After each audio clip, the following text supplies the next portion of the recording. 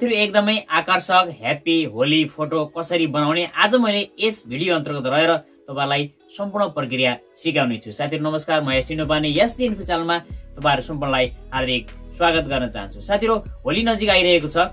होली फागु पर्वमा तपाईहरुले आफ्नो फोटोलाई कलरिङ फोटो बनाएर अथवा एकदम रंगीन फोटो बनाएर फागु खेले जस्तै फोटो बनाएर तपाईले विभिन्न सोशल मिडियाहरुमा पोस्ट गर्न सक्नुहुन्छ वा युज गर्न सक्नुहुन्छ। लागौं प्र्याक्टिकल रुपमै मोबाइल स्क्रिनतर्फ। साथीहरु यसलाई तपाईले लिएर पिक्सआर्ट एप्लिकेसनलाई युज गर्नुपर्ने हुन्छ। मैले पिक्सआर्ट एप्लिकेसनबाट गरेर देखाउने छु। तपाईले सहिलेसँग प्ले स्टोरमा गएर यो एप्लिकेसनलाई इन्स्टल गर्नु होला र आफ्नो कुनै पनि जीमेल अथवा फेसबुकबाट यसलाई लगइन गर्नु होला। साथीहरु अब यति गरिसकेपछि यसलाई एलो गरिदिनुस्।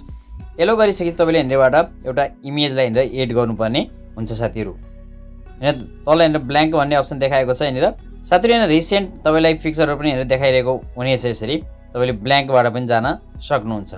मैले ब्ल्याङ्कमा क्लिक गरे। ब्ल्याङ्कमा गरिसके यस्तो खालको इन्टरफेस यहाँ देखाउने छ। अब साथीहरु साइडमा जानुस् न, यहाँनिर एड फोटोमा क्लिक गर्नुहोस्। एड फोटोमा गइसकेपछि यहाँनिर तपाईले यो फोटोलाई यहाँबाट चुज गर्नु होला। मैले यहाँनिर फोटोलाई चुज गरेको छु। यहाँनिर एडमा क्लिक गरिदिनुस् माथि।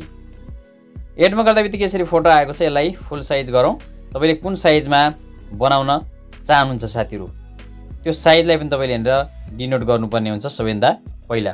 ओके गरिदिनु साथीहरु। यहाँनिर अब यति गरेपछि साथीहरु तपाईले यहाँबाट फोटो लिनुपर्ने हुन्छ। फोटो लिनको लागि पुनः चाहिँ यहाँनिर तल जानुस्। यहाँनिर अब साथीहरु यहाँनिर एड फोटोमा क्लिक गर्नुहोस्। एड फोटोमा क्लिक गरेर तपाईले आफ्नो फोटोलाई यहाँबाट चुज गर्नु होला। अब यसरी फोटोलाई क्लिक गरेर एडमा क्लिक गर्नुहोस्। एडमा क्लिक गरिसक्दा बित्तिकै हाम्रो अगाडि यस्तो खालको यहाँनिर फोटो आउने छ। यहाँनिर मलाई यहाँ रिमुभ बिजी भन्ने अप्सन देख्नुहुनेछ। यसमा क्लिक गर्नुहोस् र यहाँनिर रिमुभ ब्याकग्राउन्डमा क्लिक गरिदिनुहोस्।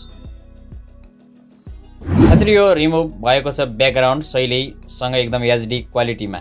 अब यसलाई तपाईले आवश्यकता अनुसार यसरी ठुलो सानो बनाउन सक्नुहुन्छ। यसरी राखिदिनु होला जस्तै मैले यहाँनिर यसरी राखेको छु। अब साथीहरु यति गरेपछि तल यहाँनिर फेरि पुनः एड फोटोमा जानुहोस्।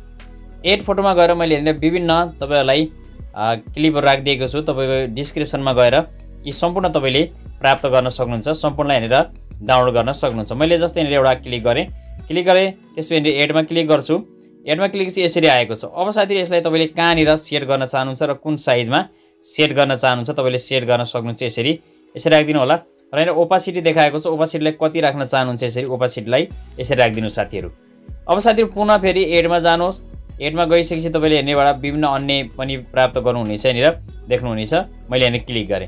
एडमा गइसकेपछि तपाईले यस्तो खालको इन्टरफेस यहाँनिर देख्नुहुनेछ है जुन देखाइरहेको छ। अब तपाईले यसलाई कहाँ राख्न चाहनुहुन्छ जस्तै फेसमा यदि राख्न चाहनुहुन्छ हल्का भने यसरी फेसमाथि राखिदिनु होला। यसलाई यसरी राखिदिनु साथीहरु। आवश्यकता अनुसार राखेर यसको ओपासिटीलाई कति राख्न चाहनुहुन्छ कम गरिदिनु साथीहरु। यसरी कम गरिदिनु होला।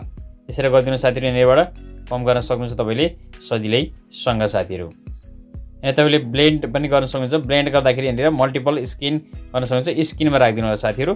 स्किन राखिदिनुस्। यसलाई स्किन राखिसकेपछि तपाईले यसको पुनः ओपासिटीलाई पनि यहाँनिरबाट थोरै कम बढी गरेर हेर्नु होला यसरी कतिको तपाईलाई म्याच गर्छ। अब यसरी राखेँ मैले साथीहरु। अब यसपछि पुनः यहाँनिर तपाईले एडमा जानुस्। यहाँनिर एड अप्सन तपाईले देख्नुहुनेछ। एड फोटोमा गइसकेपछि पुनः यहाँनिर धेरै मैले राखिदिएको छु 5-6 वटा तपाईले यहाँनिर युज गर्न सक्नुहुन्छ। पुनः एड गर्छु। एड गरिसकेपछि हाम्रो अगाडि यस्तो खालको यहाँनिर आएको छ। यसरी तपाईले यसलाई ठुलो गरिदिनुस्। यसरी ठुलो गरेपछि तपाईले यहाँनिर आफ्नो आवश्यकता यसरी राखिदिनुस् साथीहरु। यसरी राख्नुस्। राखिसकेपछि पुनः यसको ओपासिटीलाई कति राख्न चाहनुहुन्छ त्यो ओपासिटीलाई तपाईले यहाँबाट सेट गर्न सक्नुहुन्छ। यसरी र अलिकति साइडमा जानुस्। यहाँनिर साइडमा गइसके तपाईले यहाँ ब्लेन्डको अप्सन पाउनुहुनेछ। ब्लेन्डमा गएर यहाँनिर तपाईले लाइटिङ वा डार्क अथवा यहाँनिर ओभरले अथवा स्किन के गर्न चाहनुहुन्छ तपाईले स्किन पनि गर्न सक्नुहुन्छ। अझै बेटर हुनेछ। यहाँनिर तपाईले यसरी राख्न सक्नुहुन्छ। एडमा गएर पुनः यहाँनिर यसरी अर्कोमा क्लिक गर्नुहोस् र एड गर्नुहोस्। यसलाई एड गरेपछि तपाईले यसलाई कहाँ राख्न चाहनुहुन्छ पुनः सानो ठुलो यसरी राखिदिनु होला र आफ्नो आवश्यकता अनुसारलाई पनि सेट गर्नु साथीहरु। कहाँनिर तपाईले यसलाई सेट गर्न चाहनुहुन्छ। अब साथीहरु यसलाई तपाईले आवश्यकता अनुसार कुनै कुनाहरुमा यसरी सेट गर्न सक्नुहुन्छ। यसलाई सानो ठुलो गरेर यसरी सेट गर्न सक्नुहुन्छ। यसरी गर्न सक्नुहुन्छ साथीहरु। यसलाई कपी पनि तपाईले गर्न सक्नुहुन्छ। यहाँबाट डुप्लिकेट गरिदिनु होला। माथि यहाँनिर अप्सन देखाइएको छ।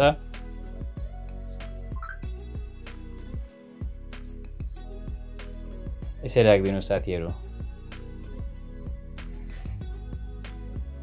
अब साथीहरू यदि हामीले काम गरिसकेपछि अलिकति साइडमा जानुहोस् यहाँनिर। साइडमा गएपछि तपाईँले यहाँनिर एउटा अप्सन प्राप्त गर्नु हुनेछ टेक्स्टको। साथीहरू यहाँनिर स्टिकर भन्ने अप्सन देख्नुहुनेछ तपाईँले यहाँनिर। स्टिकरमा क्लिक गर्नुहोस् र माथि सर्चमा जानुहोस्। सर्चमा गएर तपाईँले यहाँनिर HAPPY होली यसरी लेख्नु होला र सर्च गर्नुहोस्।